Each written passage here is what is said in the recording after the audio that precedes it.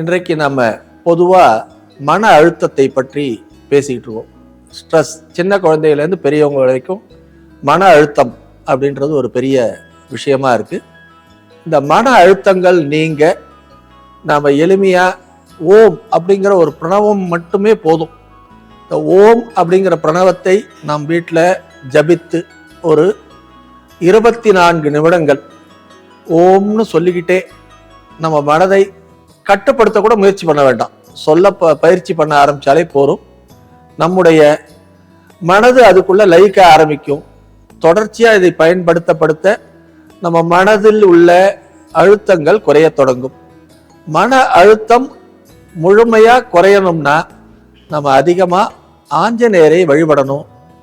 ரொம்ப மிகுந்த மன அழுத்தங்களில் வாழ்பவர்கள் 48 நாட்கள் ஆஞ்சநேயருக்கு விரதம் இருந்து மூல நட்சத்திரத்தன்று அவருக்கு வெற்றிலை மாலை செலுத்தி நன்றி சொல்லும் போதே அவர்களுடைய மன அழுத்தம் அவங்கள்ட்ட விலகி இருக்கிறத அவங்களால உணர முடியும்.